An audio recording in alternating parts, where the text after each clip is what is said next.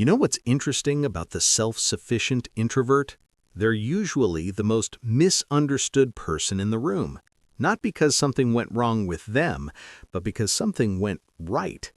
Ask yourself this: when was the last time you saw someone perfectly alone, no phone, no distraction, no performance, and thought, they look complete? That's not emptiness you're seeing. That's a person who chose themselves. Setup: the hidden truth. Here's what the psychology of introverts actually tells us, and it's not what most people assume.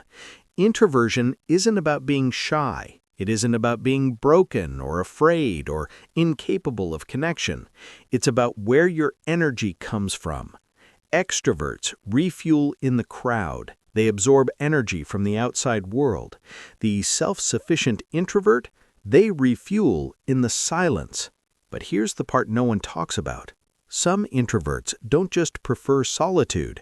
They've built an entire inner world so rich, so complete, that the outside world often feels like a distraction from it. That's not isolation. That's self-sufficiency. And it operates like a psychological superpower, one most people never develop. The neurological basis. Let's go deeper. Neuroscience has a name for what happens inside the introvert's mind during solitude.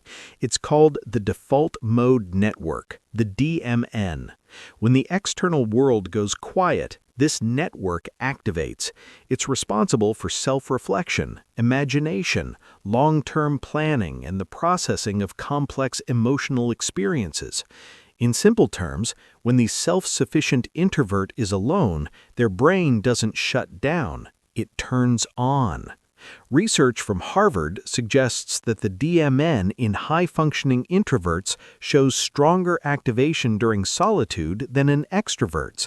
They're not sitting in silence doing nothing. They're running a world inside their mind that most people never access. And here's the dark psychology of it. The more they develop this internal world, the less they need external validation to feel whole. They stop seeking approval, not because they're cold, because they found something warmer. Pattern interrupt, the question nobody asks. But wait, before we go further, ask yourself something honest. When you see someone who doesn't need anything from anyone, what's your first reaction? Admiration or discomfort? Because the self-sufficient introvert triggers something in people, something they rarely admit. And that reaction says more about the observer than the observed. The psychological consequences, the cost others pay. Here's where the psychology gets interesting.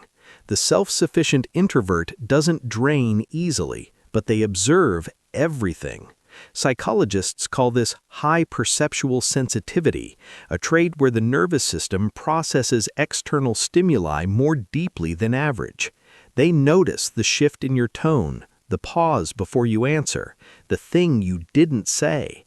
And because they spend so much time inside their own mind, they develop an almost uncomfortable level of emotional clarity. They know when someone is performing. They know when a relationship is transactional. They know they're being used as an emotional resource, not valued as a person. And so, quietly, without drama, they withdraw. Not as punishment, as protection. What looks like coldness is actually discernment. What looks like distance is actually self-respect.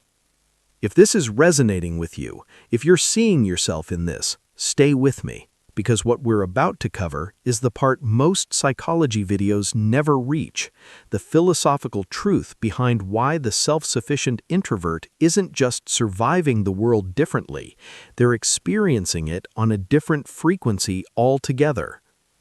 The philosophical consequence, a different frequency. Here is the truth that most people find unsettling. The self-sufficient introvert has already solved the problem that drives most human behavior, the need to belong. Not because they don't feel it, but because they found belonging inside themselves. Philosophers have been circling this idea for centuries. Nietzsche called it the will to power, not over others, but over the self. Thoreau called it deliberate living. Jung called it individuation, the process of becoming fully, authentically yourself.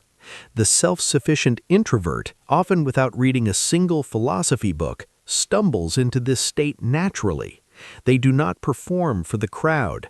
They do not edit themselves for approval. And in a world that runs on performance, that is a radical act. The dark psychology of it?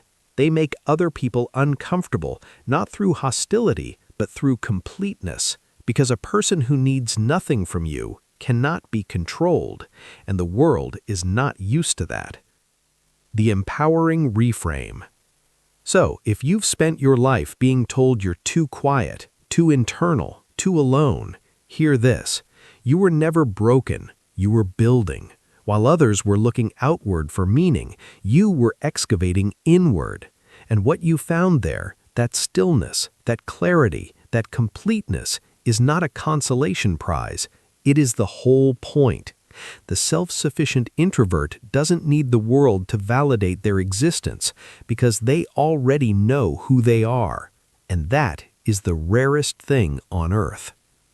Now I want to ask you something, and I want you to answer honestly. Are you someone who recharges alone, or do you still need the crowd to feel real? Drop it in the comments. I read every single one. And if this video shifted something for you, the next episode in this dark psychology series goes even deeper. It's about the people who observe everything and say nothing, and why that silence is the most powerful thing in the room. I'll see you there.